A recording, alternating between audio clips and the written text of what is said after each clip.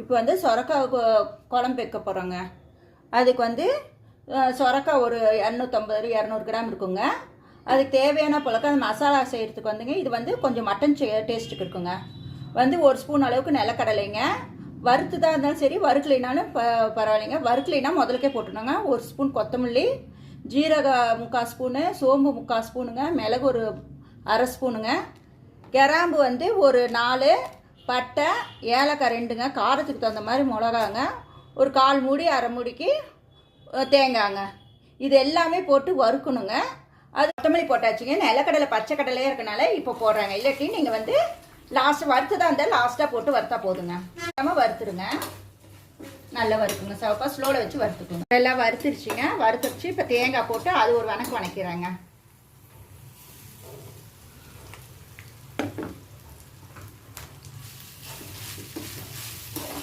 இஞ்சி பூண்டு பேஸ்ட் இல்லைனாக்கா நீங்கள் இதில் வந்து இஞ்சியும் பூண்டும் போட்டு ஆட்டிக்கலாங்க.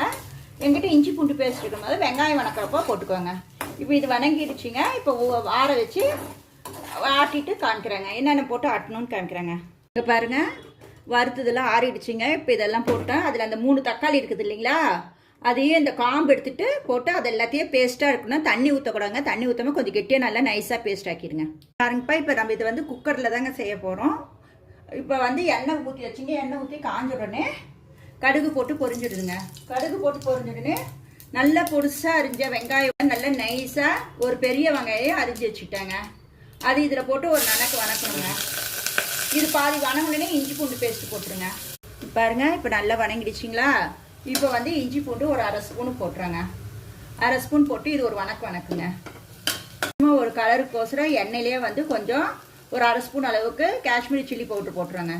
இது போட்டு ஒரு லைட்டாக ஒரு வணக்கிட்டு சொரக்காய் வந்து அதில் போட்டுருணுங்க. எண்ணெயில் ஒரு பெரட்டு மட்டும் பெரட்டுங்க போதும். பெரட்டிட்டு இந்த சொரக்காய் போட்டு இது நல்லா வணக்கணுங்க.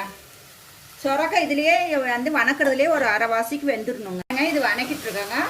ஒரு 2 டம்ளர் அளவு தண்ணி வந்து இந்த சைடில் கொஞ்சம் வெதுன்னு ஆக்கணும். வெதுன்னு தண்ணி வேணுங்க இதுக்கு ஊற்றுறதுக்கு. நிறைய தண்ணியும் தேவையில்லைங்க. வேணுங்கிற அளவுக்கு மூழ்கிற அளவுக்கு தான் ஊற்றணும்.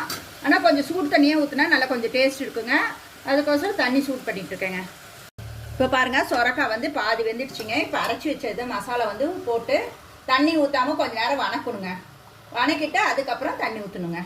ஏன்னா அப்போ தான் சொரக்காய்க்குள்ளே வந்து அந்த மசாலெலாம் இறங்க ஒரு டேஸ்ட் நல்லா இருக்குங்க. அதுக்கோசரம் இதில் பண்ணுறோங்க. இப்போ நல்லா வணங்கிடுச்சிங்க. இப்போ மசாலா இப்போ மஞ்சத்தூள் போட்டுட்டு அந்த வெதுப்பான தண்ணியை நிறைய தண்ணி ஊற்றக்கூடாதுங்க. வேணுங்கிற அளவுக்கு மட்டும் ஊற்றுனா போதுங்க. ஊற்றிட்டு அப்புறம் மூடி வச்சுருங்க. ஒரு சவுண்டு வந்துன்னே ஆஃப் பண்ணிட வேண்டியது. இப்போ ஒரு சவுண்டு வந்து அடங்கிடுச்சுங்கப்பா.